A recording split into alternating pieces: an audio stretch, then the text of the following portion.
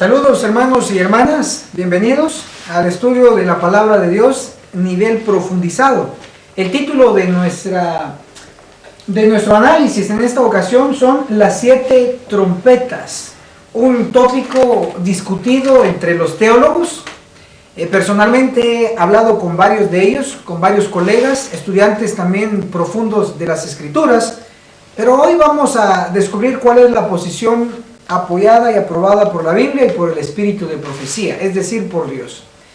Las 7 trompetas. Para entender este tema tenemos que tener la llave de interpretación, si es literal o es simbólico, porque si decimos que es simbólico, entonces tenemos que probarlo, pero si decimos que es literal, también tenemos que probarlo. Y esa va a ser la clave de interpretación, definir si es simbólico o literal. En el nombre de Jesús vamos a empezar el estudio y vamos a analizar de que los elementos mencionados en las 7 trompetas, graficado en este cuadro profético, la primera trompeta, puesto que para tener una idea, se menciona en la primera trompeta 3 elementos. Como ven, el fuego, la sangre y el granizo. ¿Cuántos elementos? 3 elementos. Si fuera literal, el fuego quemaría la sangre. Si fuera literal. Cosa que no ocurre en los versículos que describen la primera trompeta. Si fuera literal, el hielo, en este caso el granizo, apagaría el fuego. Que eso ocurre en lo literal. O el fuego derretiría el granizo, si fuera literal. Pero cosa que en la descripción de la primera trompeta no ocurre nada parecido. Por lo tanto, vemos que su interpretación es simbólica. Es decir, el fuego debe representar algo, el granizo debe representar algo, y también la sangre. Pero veamos otros ejemplos para que podamos tener peso de evidencia. Tenemos en la segunda trompeta la descripción de un monte ardiendo en fuego. Y dice que ese monte fue lanzado al mar. Ahora noten, aunque puede ser factible que un monte sea lanzado por nosotros al mar, puede ser factible. ¿Por qué? Porque Jesús fue claro al decir que si yo tuviera un poco de fe, como un grano, ¿de qué dice? De mostaza, diríamos a este monte, muévete de aquí para allá. O sea, es factible, en lo literal es factible. Pero veamos qué ocurre. Que cuando el monte está ardiendo en fuego, lo pueden ver la gráfica, y es lanzado al mar, en lugar de que el agua del mar apague el fuego del monte, o por lo menos que el fuego evapore el mar, que salga el vapor por el fuego, no ocurre nada de eso. Al contrario, el monte ardiendo en fuego, lanzado en el mar, lo que provoca es que la tercera parte de las aguas del mar se conviertan en sangre. Un fenómeno que no ocurre en lo literal. Entonces, nuevamente, concluimos que las trompetas, su interpretación es simbólica. Es decir, en las trompetas se utilizan símbolos, y cada símbolo representa algo. El monte debe representar algo, el mar debe representar algo, la sangre debe representar algo, el fuego debe representar algo. Bien, pero pongamos más ejemplos para seguir corroborando. Si las trompetas fueran de interpretación literal, tendríamos que probar evidencia en mano que existen ese tipo de langostas. Cuando uno lee en Apocalipsis la descripción, hermana, cuando uno lee la descripción de las langostas en la quinta trompeta, encontramos que tienen cara de hombre, encontramos que tienen una coraza, encontramos que tienen coronas, cosa que esta especie que se describe en la quinta trompeta no existe en lo literal. No existe esa clase de langostas. Por lo tanto, nuevamente concluimos que las trompetas son de interpretación simbólica. Otro ejemplo más, que este sería nuestro último ejemplo. En la sexta trompeta se nos describe 200 millones de caballos. Lo interesante es que esos caballos, los que saben de caballos, de razas, saben por experiencia que esta especie que se describe en la sexta trompeta no existe. ¿Por qué? Porque los caballos tienen cabeza de león, porque los caballos tienen colas de serpientes. Aquí está la gráfica. Y por si fuera poco, el león, el caballo con cabeza de león, de la boca del león sale 3 elementos: fuego, humo y azufre. Ahora noten, ustedes van a ver la evidencia. Primero, la fuerte es que no hay ninguna especie como este tipo de caballos. Y dice la profecía que serán, ¿cuántos, hermanos? 200 millones. 200 millones.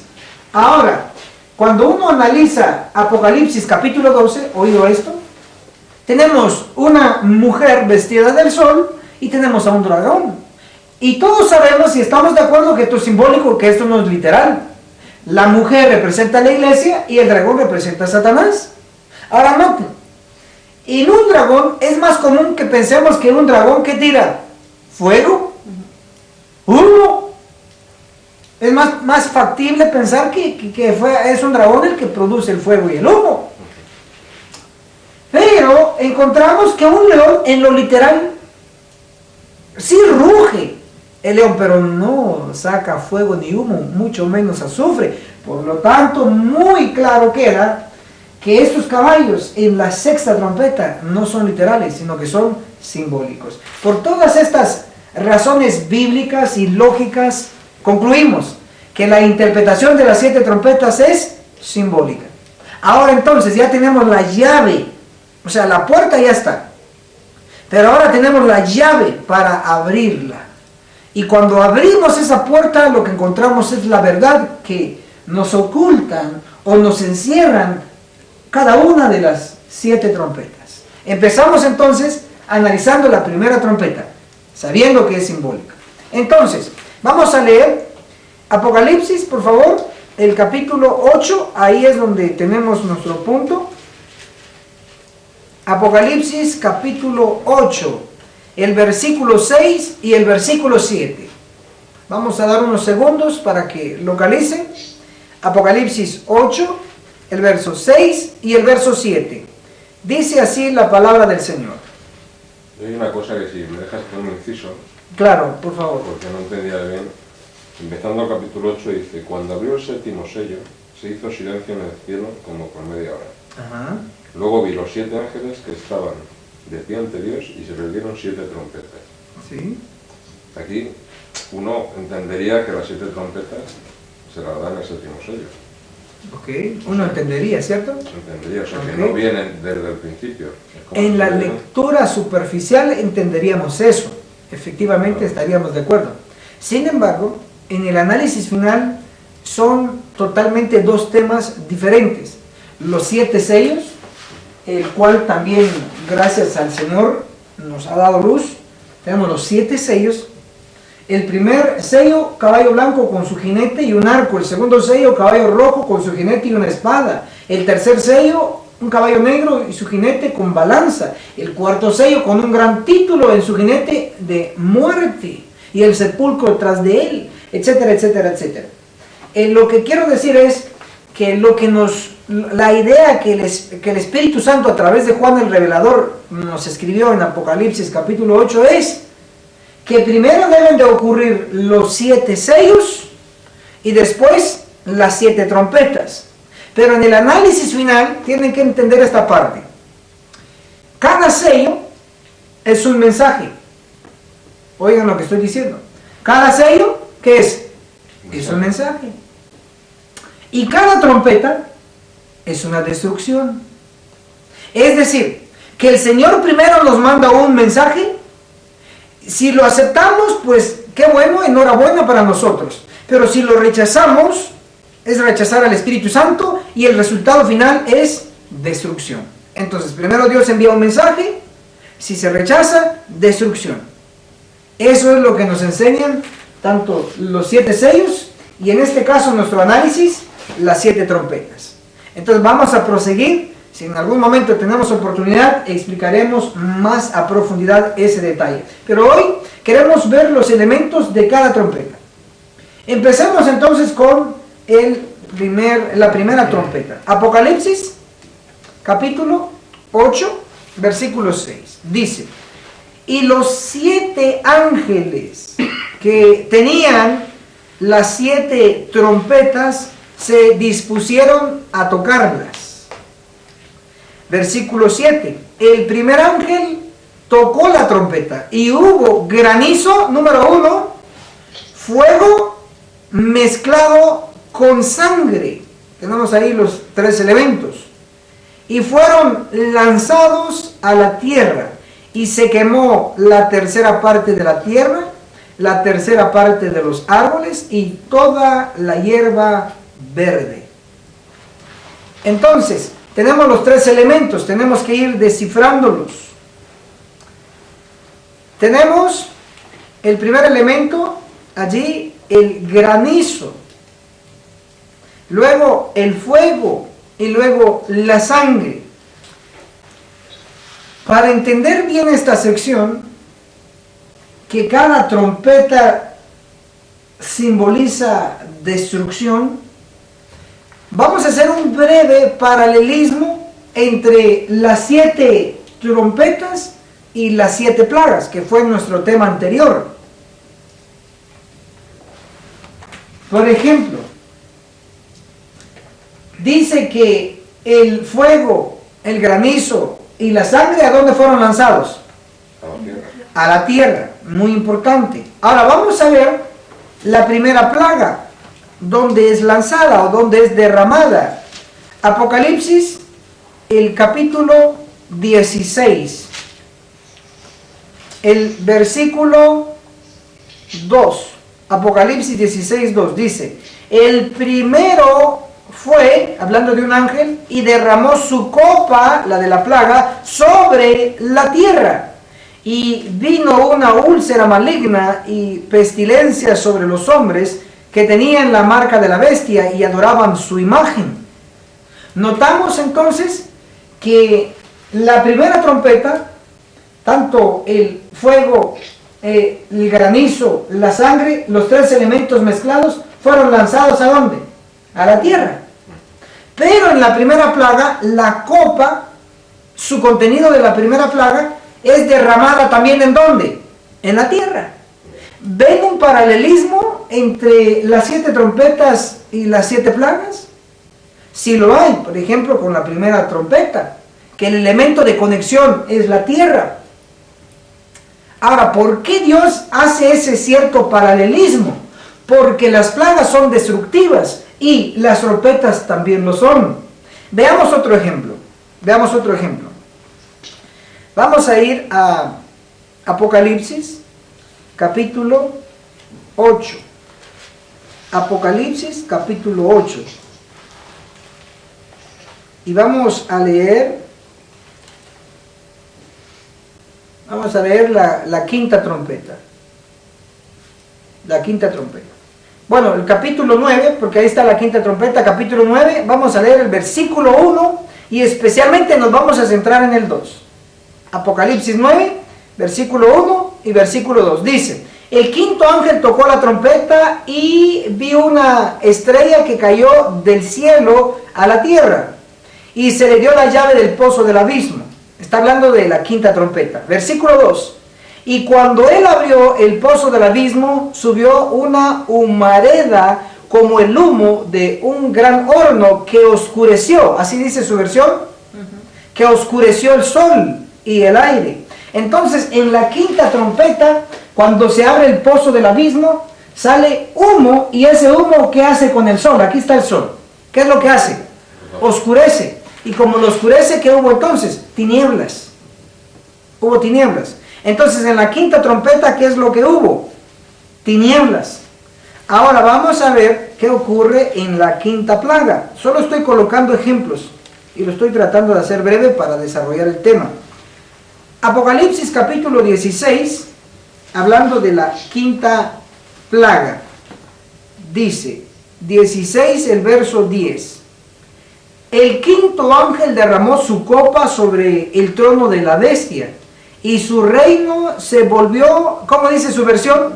Se cubrió de tinieblas. Se cubrió de tinieblas, y se mordían sus lenguas de dolor. Entonces, en la quinta plaga, ¿qué es lo que ocurre? Tinieblas. Y en la quinta trompeta, cuando salió el humo, ¿qué hizo con el sol? Lo oscureció. Entonces, ¿qué hubo? También tinieblas. ¿Ven la conexión? Quinta trompeta, tinieblas. Quinta plaga, tinieblas. Entonces hay puntos de conexiones. ¿Por qué?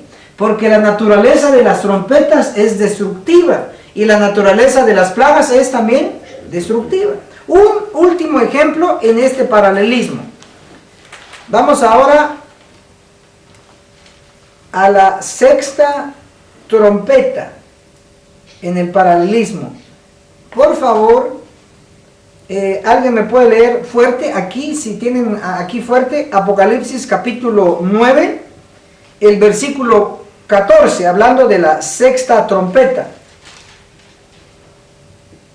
Apocalipsis, el capítulo 9, el verso 13 y el verso 14, para que tengamos el contexto. ¿Lo tienen?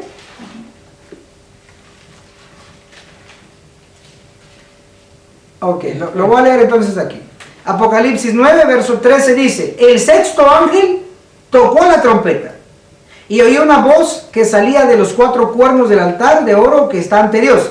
¿De qué trompeta estamos hablando aquí? De la sexta. De la sexta. Ahora miren, aquí está el punto de conexión, el versículo 14. Y dijo al sexto ángel que tenía la trompeta: suelta a los cuatro ángeles que están atados junto al gran río Éufrates. Entonces aquí en la sexta trompeta se menciona al río Éufrates. Impresionantemente, en la sexta plaga, vean que aparece. Vamos a ir. Apocalipsis capítulo 16. Vamos a la sexta plaga. ¿Quieres que lo lea? Por favor. 9:12, ¿no? Es decir, 9:12, por favor. 9:12. El sexto ángel derramó su copa sobre el gran río Éufrates. Amén. Y el agua de este se secó para preparar el camino a los reyes del oriente. Muchas gracias. Entonces, Apocalipsis capítulo 16, el verso 12, hablando de la sexta plaga, la sexta copa, dice que derramó su contenido sobre el gran río Éufrates. Esto es impresionante. Entonces, en la sexta trompeta, ¿qué río está involucrado? El río Éufrates. Y en la sexta plaga, ¿qué río está involucrado? El río Éufrates. Y interesantemente, eso se puede comprobar con la historia, el río Éufrates, sobre el río Éufrates se construyó la ciudad de Babilonia, el imperio de Babilonia. Se construyó, interesante. Pero aquí la conexión es río Éufrates en la sexta trompeta y río Éufrates en la sexta plaga. ¿Por qué hay este paralelismo? Decimos nuevamente, porque las 7 trompetas y las 7 plagas tienen la misma naturaleza, y la naturaleza es destructiva. Es decir, cada trompeta, ¿qué nos va a estar hablando? Nos va a estar hablando de destrucción. Entonces, como ya sabemos que está hablando de destrucción, por lógica, la primera trompeta tiene que hablarnos de la primera destrucción. ¿Tiene lógica o no? Porque el número 7, que es número perfecto, eso es correcto, pero el número 7 también, ¿qué significa? Completo. Entonces, para ser completo tiene que tener un punto de partida para luego concluir. Entonces, como está hablando de una serie de destrucciones a través de las trompetas, quiere decir que la primera trompeta tiene que estar hablando de la primera destrucción. ¿En dónde? En la tierra. Ahora vamos a descifrarlo entonces. Vamos a ir a Apocalipsis capítulo 8, el versículo 6. Y los 7 ángeles que tenían las 7 trompetas se dispusieron a tocarlas. El versículo 7. El primer ángel tocó la trompeta y hubo granizo, luego fuego, y luego mezclado con sangre. y fueron lanzados a la tierra. Ahora, vamos a ver qué significa el granizo, porque como es simbólico, tenemos que ver su interpretación. Vamos a ir por favor al libro de Job. Vamos a ir a Job. Job.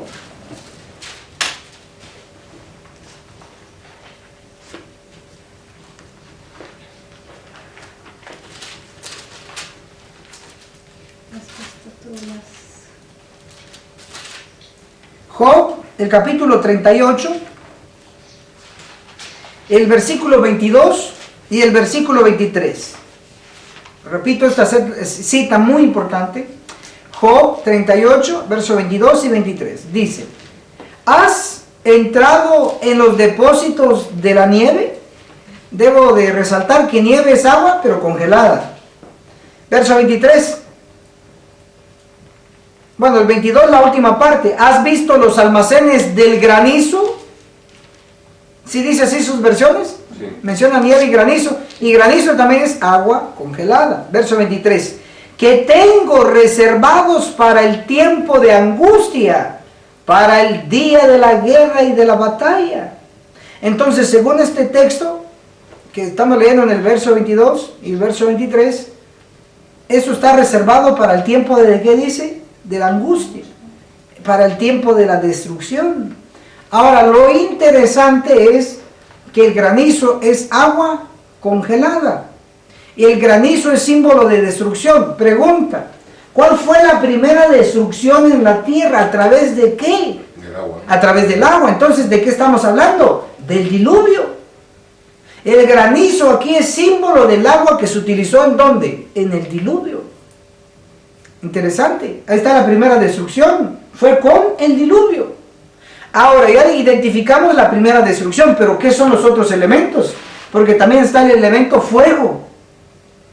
El fuego, de acuerdo a Hechos, capítulo 2, del 1 al 4, Hechos 2, del 1 al 4, encontramos que eso lo conocemos, que fue cuando el Pentecostés, los 120 recibieron el poder del Espíritu Santo. ¿Y qué les apareció aquí a los 120? Dice que fueron llenos del poder del Espíritu Santo. Y se les apareció lenguas de fuego. Entonces, ¿el fuego es símbolo de quién? Del Espíritu Santo. Y notamos que a quien Dios utilizó antes del diluvio fue a su siervo Noé. ¿Quién lo usó? El Espíritu Santo. El fuego.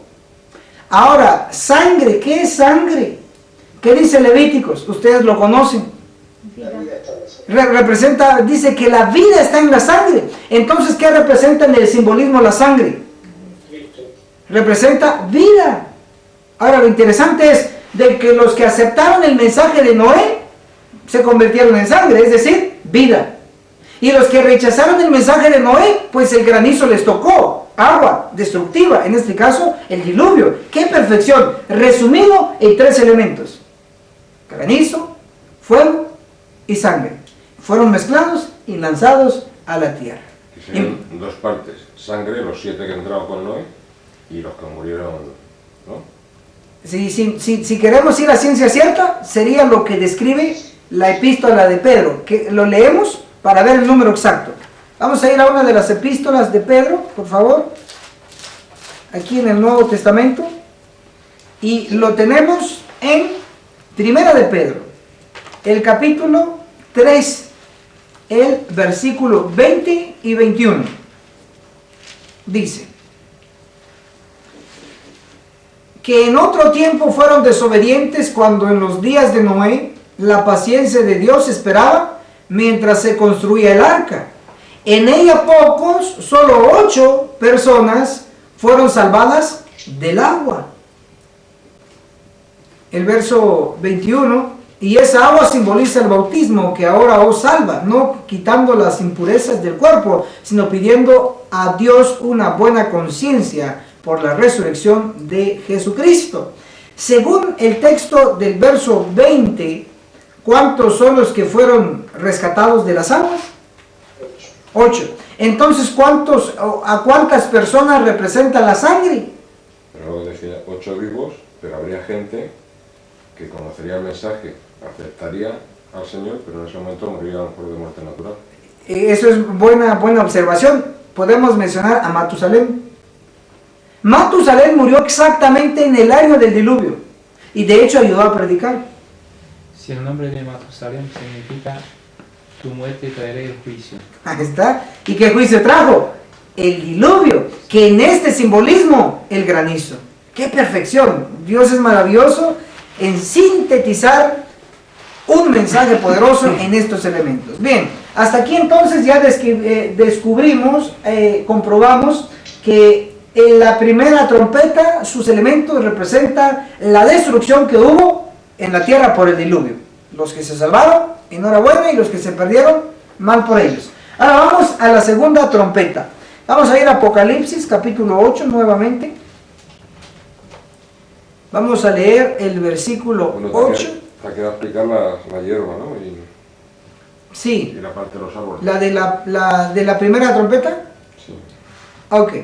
Gracias por la pregunta y por la observación. La hierba, ustedes lo conocen. ¿Qué dice Isaías? Sécase. ¿Se acuerdan de ese versículo? Sí, significa gente, ¿no? Significa gente. Dice, sécase la hierba, marchítase la flor. Pero vamos a leer Isaías 40, el versículo 6 y 7. Dice así. Una voz dijo, da voces. Yo pregunté, ¿qué tengo que decir a voces? Que toda carne, o sea, toda persona es hierba, y toda su gloria como la flor del campo. Verso 7. La hierba se seca, la flor se cae, cuando el aliento del Eterno sopla en ella. Ciertamente la gente es como la hierba. Entonces, aquí el simbolismo de hierba representa a la persona o personas que no son líderes, el pueblo común. Pero tenemos otro elemento también en la primera trompeta, y es llamado árboles. Los árboles que representan, también representan personas, pero no comunes. Para ello podemos leer lo que dice Daniel. Vamos a ir a Daniel. Daniel capítulo, vamos a leer el capítulo 4, el versículo 10. Dice, estas son las visiones de mi cabeza. Cuando estuve en mi cama, me parecía ver en medio de la tierra un árbol de gran altura. Sí, es Daniel 4, el versículo 10. ¿Qué es lo que vio aquí Daniel? Un árbol de gran altura. Ahora vamos a ver qué representa el árbol. Para ello vamos a leer Daniel 4, el versículo 20. El árbol que viste, que crecía y se hacía fuerte, cuya copa llegaba hasta el cielo, y que se podía ver desde los extremos de la tierra, está hablando del árbol. Ahora Daniel 4, el versículo 22. Eres tú mismo, oh rey, que creciste y te hiciste fuerte, pues creció tu grandeza y ha llegado hasta el cielo, y tu dominio hasta los confines de la tierra. Entonces, las hierbas representan a la gente común, representan personas. Pero los árboles, en este caso, ¿a quién estaba representando? Al rey de Babilonia, Nabucodonosor. En otras palabras, ustedes pueden ver la diferencia muy notable entre lo que es el líder y lo que es los seguidores. En este caso, la hierba y los árboles. La hierba comparado con árboles, es obvio que el árbol supera mucho y la hierba es muy pequeña. En este caso, la hierba representa al pueblo común antidiluviano y los árboles representan a los líderes que estuvieron antes del diluvio. Los líderes, porque hubo líderes también involucrados ahí que dirían muy seguro, no le hagan caso a este señor, que se está loco, nunca ha llovido. Qué curioso como ahora, ¿no? Curioso como ahora, siempre ha sido así. Cosa que pueden decir, no, que el juicio de los vivos no ha ocurrido nada en la iglesia, tenemos más de 150 años de existencia y no ha ocurrido. Este es un verdugo teológico. Muy posible, pueden decir hoy, porque parece loco lo que estamos predicando. Sin embargo, las trompetas nos garantizan que Dios ha tenido destrucciones en varias etapas. Y la primera destrucción fue mundial, representado aquí en la primera trompeta, por el diluvio. Maravilloso. Bien, vamos a avanzar. Un inciso, que ¿Sí, diga? curioso que empieza con una destrucción mundial y va a acabar con una destrucción mundial. Sí, exacto. Ahorita lo vamos a descubrir y lo vamos a desarrollar. Bien, pasemos entonces a la segunda trompeta. Apocalipsis 8, el versículo 8. El segundo ángel tocó la trompeta y algo así como un gran monte ardiendo fue lanzado al mar, y la tercera parte del mar se convirtió en sangre. Verso 9. Y murió la tercera parte de los seres vivientes que estaban en el mar, y la tercera parte de las naves fue destruida. Entonces aquí tenemos descrita la segunda trompeta. El elemento principal es el monte, como lo habíamos dicho ya. Un monte ardiendo que fue lanzado en el mar, y luego el mar se convierte en sangre. Interesante. Vamos a comprobar primero que el monte representa al pueblo de Dios, como en otras profecías. Vamos a ir a lo que dice Daniel, el capítulo 9. Daniel 9, el verso 20. Y vean qué nos dice acerca del monte. Daniel 9, el verso 20. Aún estaba yo hablando, orando, confesando mi pecado y el pecado de mi pueblo Israel, y derramaba mi ruego ante el Eterno mi Dios por su santo monte. Daniel orando por el pueblo de Israel, que era la iglesia del Antiguo Testamento. ¿Cómo le llama? ¿Cómo le llama? Le llama santo monte. Es decir, un monte en profecía representa al pueblo de Dios. Noten y observen que después del diluvio, en este caso después de la primera trompeta, Dios eligió a ciertos personajes. Entre ellos estuvo Abraham, y de Abraham Isaac, y de Isaac Jacob, y de Jacob 12 patriarcas, 12 tribus. Y las 12 tribus que eran el monte recibieron el Espíritu Santo. Interesante. Es decir, la presencia de Dios estuvo con ellos, como lo sabemos, porque el monte estaba en llamas. ¿Y qué dijimos que las llamas o fuego representan? Dios, su presencia a través del Espíritu Santo. Por eso es de que cuando el pueblo de Israel fue lanzado al mar, iba con la presencia de Dios, y todo aquel opositor era destruido. Definamos entonces qué representa el mar. Según Apocalipsis 17, el verso 15, lo cito porque ya lo conocemos. Apocalipsis 17, 15 dice que las aguas donde la ramera se sienta representa pueblos, muchedumbres, naciones y gentes. En otras palabras, el mar representa gentes, personas. En este caso tenemos dos secciones, habitantes de la tierra, en esta parte de la segunda trompeta. La primera sección, el monte ardiendo, el pueblo de Dios con el Espíritu Santo. Y la otra sección es gente representada por el mar. En este caso, la que existía paralelamente al pueblo de Dios, o las 12 tribus. ¿Quiénes eran? Eran los cananeos. Eran los que estaban habitando en la Tierra Santa. Toda esa gente, ¿qué pasó? Ustedes lo saben. Y para ello yo puedo citar no solo un capítulo y versículos, sino que podemos citar Génesis, Éxodo, Levítico, Números y Deuteronomios. Lo podemos citar como evidencia. ¿A quiénes expulsaron el monte con la presencia de Dios envuelto en fuego? ¿A quiénes expulsaron? ¿Se recuerdan? Cuando llegaron a ocupar el territorio y el Señor se los dio, ¿qué tuvieron que hacer? Les cito a Jericó, ¿no se recuerdan? Jericó, ¿qué pasó con ellos? ¿Hubo destrucción o no hubo destrucción? Claro, hubo destrucción. Ellos dieron vueltas y vueltas, ¿y qué pasó con el muro? Cayó, hubo destrucción. Es cuando el monte estaba ingresando en el mar, o donde estaba la gente, los paganos. Miren qué perfección.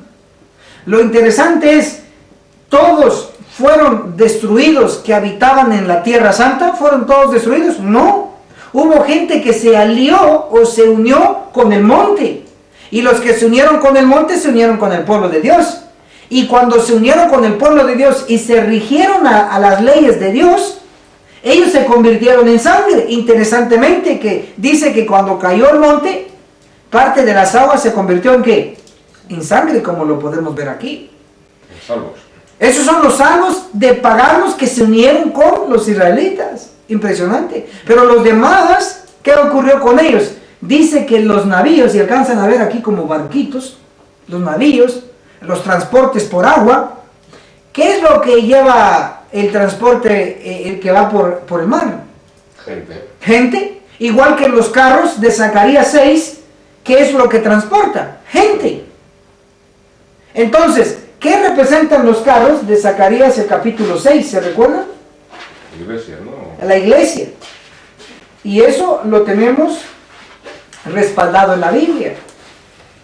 Tenemos en Zacarías capítulo 6 del 1 al 8, tenemos 4 carros jalados por caballos. Estos son transportes terrestres.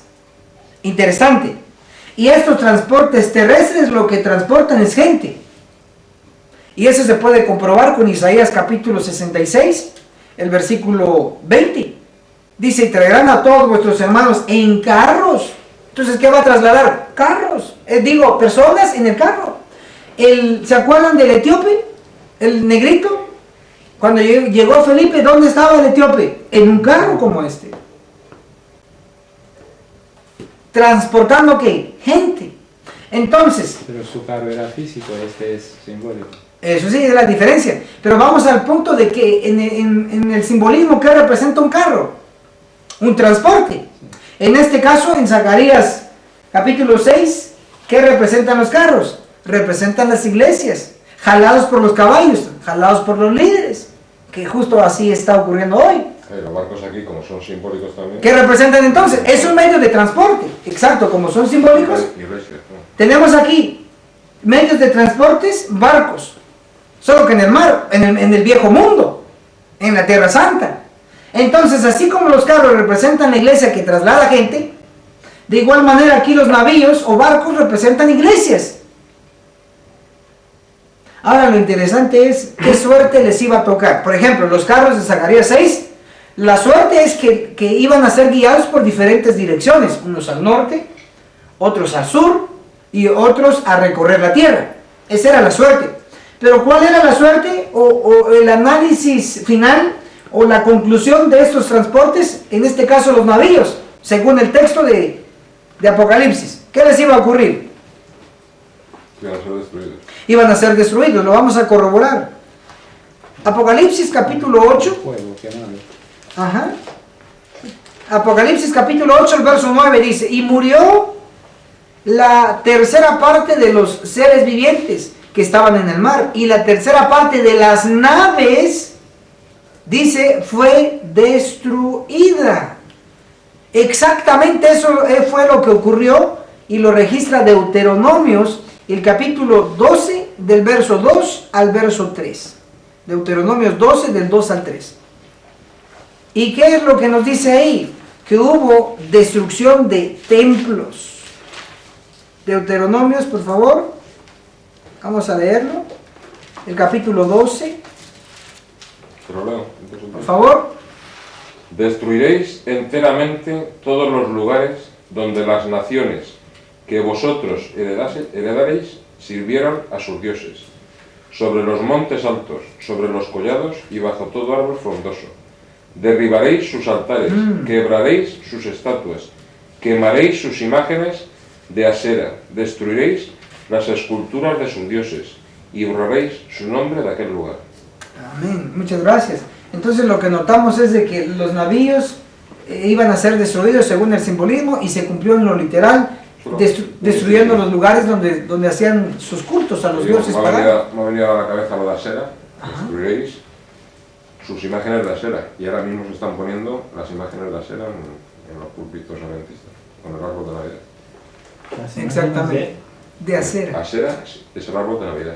Pero, Y aquí dice que destruiréis las imágenes de Asera. Asera que no entiendo cómo viene. Asera, si ves la historia, como empezó de un leño y tal y cual, y colgaréis adornos y tal, es el árbol de Navidad moderno de hoy en día. Y aquí está diciendo, ¿Y destruiréis. qué significaba antes? Asera. Asera era una diosa. Una diosa. Una diosa de la fertilidad, me parece, algo así, ¿no? Así es. Y ahora se convierte en el árbol de Navidad. Por eso digo que ahora lo han vuelto a poner cuando Dios dijo que había que destruirlo. Para que nos demos cuenta de lo que están haciendo. Hay muchos adventistas que lo tienen en casa. Así es, ellos tienen un ídolo, hay un demonio, inconscientemente. Porque noten, Deuteronomios 12, verso 2, que ya lo leyó el hermano, pero resalto la última parte.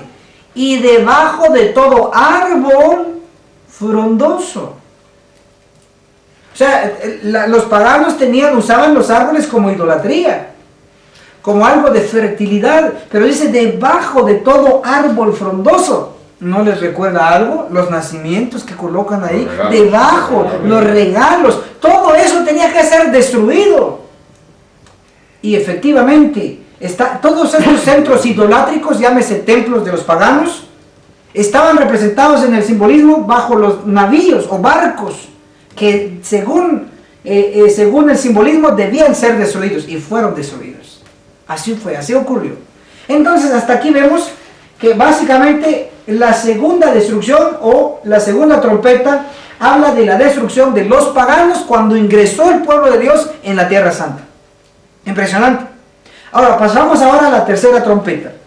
Vamos a ir a Apocalipsis capítulo 8, el versículo 10. El tercer ángel tocó la trompeta y una gran estrella ardiendo como una antorcha cayó del cielo sobre la tercera parte de los ríos y sobre las fuentes de agua. Verso 11. El nombre de la estrella es Ajenjo, y la tercera parte de las aguas se convirtió en Ajenjo, y mucha gente murió por... ¿Qué más dice, por favor? Que aquí no tengo esta parte. Y mucha gente murió por... A causa de las aguas. A causa de las aguas que se había vuelto amarga. Gracias. Entonces, tenemos en la tercera trompeta una estrella que cayó del cielo. Eso, Esto Gambetta lo explica literalmente. que un meteorito. Que va a caer un meteorito y va a volver las aguas amargas. Ahora, pero noten que, ¿se acuerdan que dijimos que íbamos a dar la llave de interpretación? Sí. Y ya vimos que esto no es literal, sino como es simbólico, lo hemos comprobado, eso no fue, está comprobado. Ahora entonces, la estrella no puede ser literal, oído esto, porque si fuera literal, ¿saben qué ocurriría? Una estrella, un meteorito que tocara con la tierra, no solo lo desviaría, sino que muy posible lo destruiría. Si fuera literal, lo sacaría de su órbita, si fuera literal. Y no Sí. afecta solo las aguas. No, exactamente, afectaría toda la tierra, buena observación, porque solo afecta, dice esta estrella, la tercera parte de los ríos. Ojo a esto, en cuanto a las fuentes, los que están siendo observadores en esta lectura, solo la estrella cae en la tercera parte de los ríos, pero en las fuentes no cae en la tercera, sino que cae en todas las fuentes. Un gran secreto ahí. Dios es el Dios de los detalles y encierra en cada detalle una gran verdad. Vamos a verlo. Entonces, identifiquemos primero la estrella. La estrella, la clave aquí es que la estrella da luz. Alumbra. Ahora vamos a ver lo que nos menciona la palabra de Dios en una de las epístolas de Pedro. Por favor, vamos a ir a la Biblia. Segunda de Pedro, el capítulo 1, el versículo 19. Dice así. Segunda de Pedro, capítulo 1, versículo 19. Además tenemos la palabra profética, es decir, la Biblia. Además tenemos la palabra profética, aún más segura, a la que hacéis bien en estar atentos, como a una antorcha que alumbra en un lugar oscuro, hasta que el día esclarezca, oído esto, y el lucero, estrella de la mañana, salga en vuestros corazones. Entonces está comparando a la palabra profética a una antorcha. Se está comparando la palabra profética a un lucero. Tanto la antorcha como el lucero, ¿qué es lo que produce? Luz.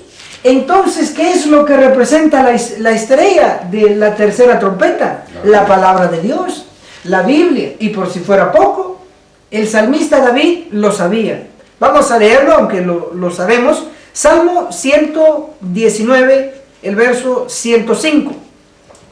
Salmo 119, el verso 105. Lámpara, ¿se recuerdan? Lámpara Es tu palabra. es a mis pies tu palabra y una lumbrera o luz en mi camino. Entonces, definitivamente, la estrella representa la palabra de Dios. Salmo 119, el verso 105. Y lo leo nuevamente. Lámpara es para mis pies tu palabra y una luz en mi camino. Entonces, definitivamente, la estrella en la tercera trompeta representa la venida, la llegada de la palabra de Dios. Amén. Ahora, lo interesante es, ¿dónde llegó la palabra de Dios? La palabra de Dios no llegó a todo el mundo. Solo llegó a dos elementos. Oído esto, llegó a dos elementos. Llegó a las fuentes y llegó a los ríos.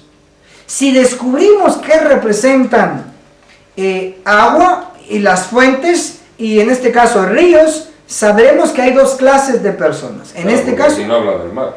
¿Cómo? Aquí no habla del Aquí mar. no habla del mar. Solamente los ríos y las fuentes. Pero sabemos de que la fuente está formada de agua. Y no todos los ríos. Y los ríos también están formados de líquido, el líquido vital, que es el agua. Pero vamos a ver que hay una diferencia entre fuentes y también entre ríos. Para ello, vamos a leer lo que dice Isaías. Vamos a ir a lo que dice Isaías, el capítulo 7, hablando de Asiria. Isaías, por favor. Vamos a ir allí, Isaías. El capítulo 7, vamos a leer el versículo 7. Isaías. A ver, permítanme, voy a corregir el capítulo. Es Isaías capítulo 8, el versículo 7.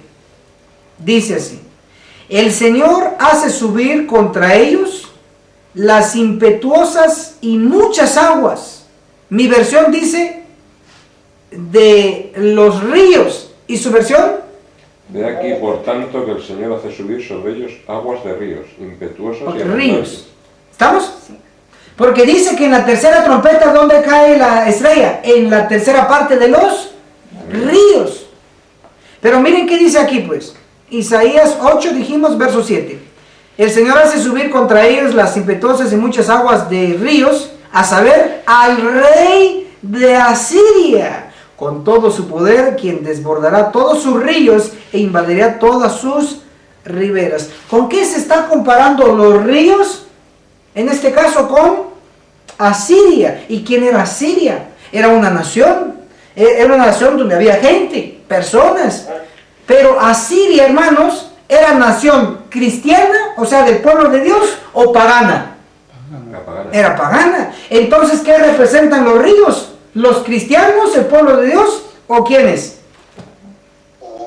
Los paganos.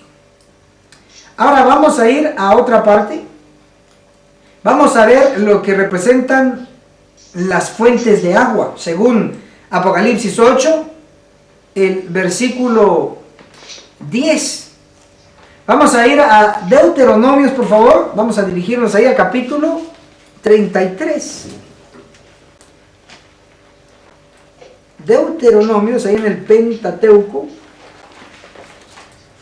el capítulo 33, el versículo 28, y aquí vamos a ver si tenemos la buena traducción en estos versos.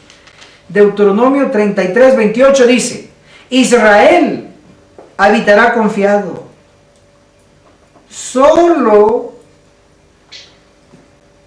brota la fuente de Jacob. ¿Cómo dice sus versiones, por favor?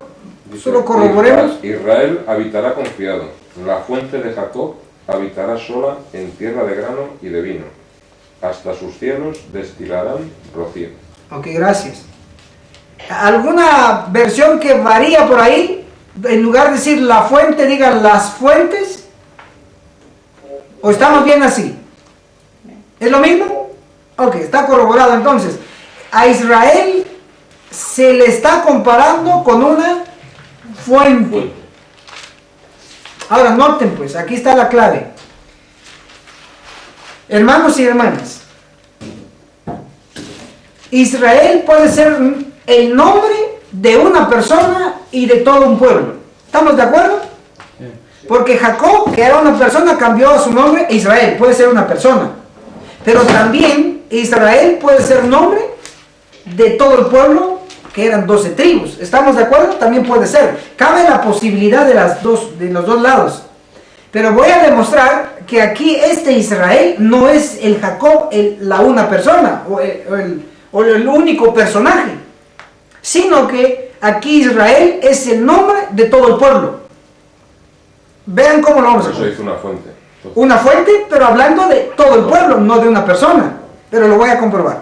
Y aquí ya leímos Deuteronomio, capítulo 33, el 28, hablando de Israel como la fuente de Jacob. Ahora el 29 dice, dichoso tú, ¿qué dice? Israel, ¿quién como tú? ¿Qué más dice? Pueblo salvado por el Señor, escudo de tu socorro y espada de tu triunfo. Notamos entonces que a este Israel, ¿cómo le dice? ¿Quién como tú? ¿Pueblo de quién? Del Señor. Entonces este Israel representa no una persona, sino al pueblo del Señor. En otras palabras, el Israel aquí son las 12 tribus, representados por una fuente. Pero pregunta, ¿cómo dice sus Biblias allí en Apocalipsis 8? Vamos a corroborar el versículo 8, la última parte. Y sobre las fuentes, ¿de qué dice? De agua. ¿Sí dice así? ¿O dice sobre la fuente de agua? sobre las fuentes de las aguas. A ver cómo dice. Corroboren, porque necesitamos en la Fidela, en la King James, que es la versión que usó Elena de White. En la fuente de la agua, en Reina Valera 60. En las fuentes De las aguas. de las aguas, plural, aguas. 8 con 10. 8 con 10. En mi versión dice las fuentes de las aguas. Las fuentes de las aguas. Pero interesantemente, hermanos y hermanas, dice que Israel se le compara con la fuente de agua. Pero esa fuente representa no a una persona, sino que representa al pueblo de Israel. Y el pueblo de Israel estaba formado por ¿cuántas tribus? En romano dice que por 12 Gracias. tribus. Pero en Aquí romano también, dice aparte de las que 10 ha caído sobre la tercera parte de los ríos y sobre las fuentes. Gracias. Ahí estamos bien. Está bien en español, entonces en rumano. Noten y observen de que la estrella solo cayó en la tercera parte de los ríos. Pero interesantemente la estrella no cae en una tercera parte de las fuentes, sino cae en todas. Pero lo interesante es que Deuteronomio 33 dice que Israel, el pueblo, está representado por la fuente. Pero el pueblo completo, estaba formado por 12 tribus. ¿Le van captando el hilo? Es decir, el pueblo completo, símbolo de una fuente. Pero ya el pueblo por tribu, entonces es símbolo de ¿qué? 12 fuentes. De 12 fuentes, excelente. En otras palabras, la estrella iba a caer en la tercera parte de los ríos, los paganos, las naciones paganas, pero la estrella iba a caer no en una fuente, sino en 12 fuentes, en todas las fuentes, en este caso representado por el pueblo de Israel, 12 tribus. En otras palabras, la estrella o la palabra de Dios cayó en todo el pueblo de Dios, o sea, tuvo contacto el pueblo de Dios con la Biblia, todo el pueblo. Pero los paganos, no todos los paganos tuvieron contacto con la Biblia, solo algunos, les menciono algunos, como Nabucodonosor, a través de Daniel, solo algunos como Artajerjes, a través de Nehemías, solo algunos como Ciro, cuando dijo, yo soy siervo del Señor, que Él me eligió para que le edifique templo en Jerusalén. ¿Se recuerdan? Ciro era un bárbaro, era un pagano, pero tuvo contacto con las Escrituras y estoy seguro que le presentaron a Ciro la Biblia, es decir, la estrella, y le abrieron el rollo donde decía de él: Ciro, siervo mío, que te llamé. Mi ungido le llama también. ¿Noten? ¿Cómo? Le llama mi ungido también. Mi ungido, noten. Él tuvo que haber leído este pagano, que era Ciro, el rollo sagrado, la Biblia, en este caso la estrella. Esos personajes que tuvieron contacto con la Biblia son los que están representados por la tercera parte de los ríos. Es decir, la estrella no abarcó todos los ríos, solo una sección, y esa sección que abarcó o tuvo contacto con la Biblia o la estrella son los que fueron buenos. Son los que, muy posible, como Nabucodonosor, se van a salvar. Nabucodonosor se arrepintió al final. Es interesante, pero todos aquellos que no aceptaron la estrella o no aceptaron la Biblia fueron destruidos. Así está escrito. Hasta aquí llevamos, hermanos, ¿cuántas trompetas? ¿Llevamos? 3 trompetas. Llevamos 2 y media. Todavía por explicar la tercera, ¿no? Sí, porque falta el ajenjo. Pero tenemos un par de minutos para cerrar esta primera sección. ¿Les parece? Vamos a cerrar esta sección con la tercera trompeta. Y el tema va a continuar. Pero hoy, por lo menos, vamos a cerrar con la tercera trompeta. Y es el nombre que se le da a la trompeta. Digo, a la estrella de la tercera trompeta. Interesante. Dice que es ajenjo. El ajenjo tiene una característica especial y es amargo. Pero aunque es amargo y no es gustoso tanto para el gusto y para el estómago, el ajenjo es depurativo. Y es justo lo que hace la palabra de Dios. Pregunto, cuando uno predica en el púlpito, cuando uno predica desde el parque, o cuando uno predica en cualquier otro lugar y predica la palabra de Dios, en este caso predica la estrella, ¿qué pasa si uno predica la verdad y toca, pone el dedo en la llaga? ¿Qué pasa? Se empieza a incomodar la gente. Si les tocamos sus ídolos, se molestan.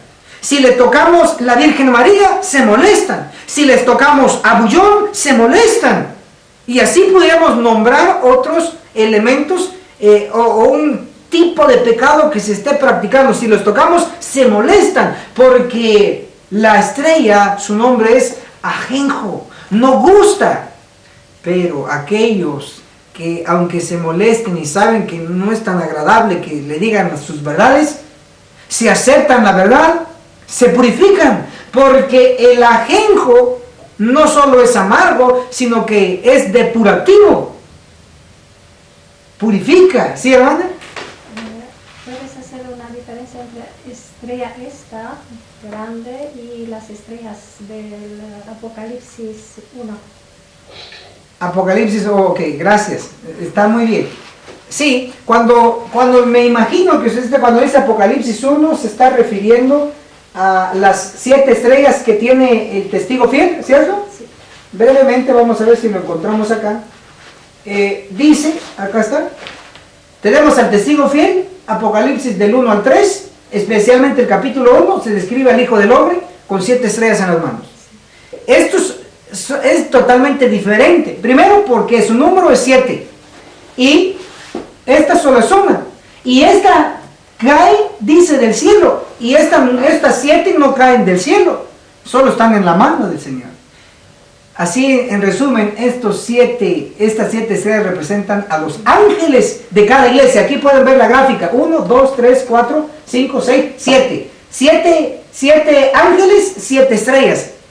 Para que lo entendamos, estos 7 ángeles representan a los líderes de la iglesia, que hoy les llamamos pastores. Bien, entonces cerramos con lo siguiente, la tercera trompeta y esta sección. En la tercera trompeta, la estrella representa a la Biblia. Su nombre es ajenjo porque purifica. Cuando uno vive la palabra de Dios, uno cambia, se purifica. en el carácter, en la mente y aún en la vestimenta se reforma. Que el cielo los bendiga poderosamente y cerramos esta primera sección. Amén.